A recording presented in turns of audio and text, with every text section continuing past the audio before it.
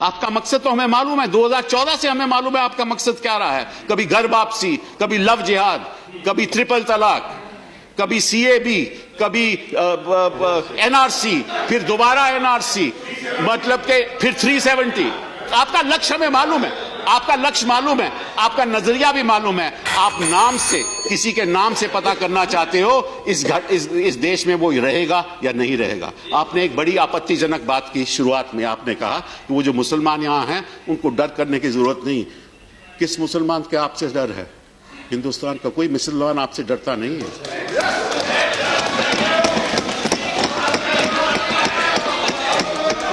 ना मैं डरता हूं, ना मैं डरता हूं, जहां इस देश के नागरिक डरते हैं, ना कोई मुसलमान डरता है।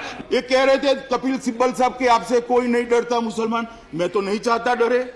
आपके ही लोग कहते हैं डर है, डर है, डर है। मैं कभी नहीं कहता कि डरो, डरना भी नहीं चाहिए। इस देश के गृहमंत्री पर सबका भरोसा न होना चाहिए। और मैं कहता हूं माइनॉरिटी को जरा भी चिंता मत करो।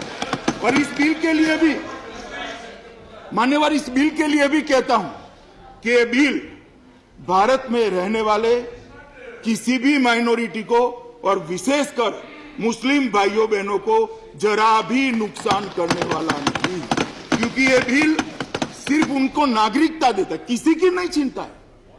किसी की नागरिकता छीनने का सवाल ही नहीं है इस बिल से। इसके कोई प्रोविजन में से निकालकर मुझे बता दे जरा।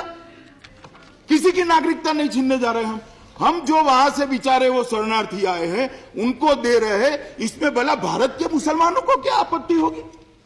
क्यों भेद खड़ा कर रहे हो? भारत के मुसलमानों को भारत ने सम्मान दिया है। बाद में मैं आता हूं नरेंद्र मोदी सरकार ने भी क्या किया है, मगर हमने सम्मान दिया। उनको डरने की कोई जरूरत नहीं है। मान्यवर, इनके नागरिकता को कोई असर होने वाला नहीं है।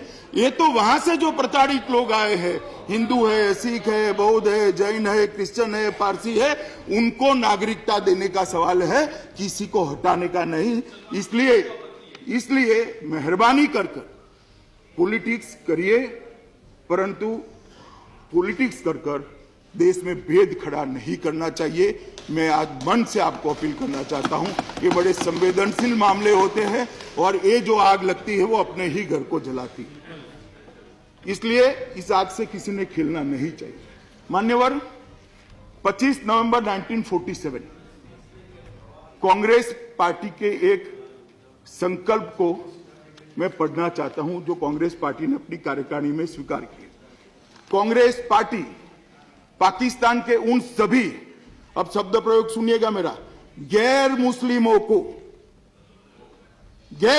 मैं तो गैर मुस्लिम भी नहीं कहा, ऐसा कहा कि हिंदू, सिख, कांग्रेस पार्टी पाकिस्तान के उन सभी गैर मुस्लिमों को पूर्ण सुरक्षा देने के लिए बाध्य है जो उनके जीवन और सम्मान की रक्षा करने के लिए सीमा के उस पार से भारत में आए हैं या आने वाले हैं।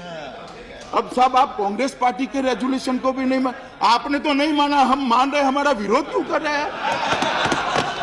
मैं सोर्स कहता हूं, भारत का स्वतंत्रता संघर्ष, selected document and sources by Jagdish Sharan Sharma, volume 3, पृष्ठ नंबर 835, पार्लियामेंट की लाइब्रेरी में है, निकाल कर जरा कर लेना।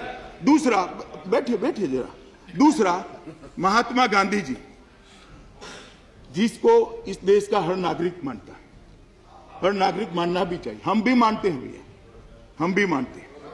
उन्होंने कहा था 26 सितंबर 1947 में एक प्रार्थना सभा में माइक में खुलेआम यह घोषणा की, पाकिस्तान में रह रहे हिंदू और सिख, सिर्फ हिंदू और सिख, दिग्विजय सिंह जी, सिर्फ हिंदू और सिख, यदि वे वहां नहीं रहना चाहते, वो निसंदेह भारत आए। भारत सरकार का दायित्व है उनको स्वीकार करना।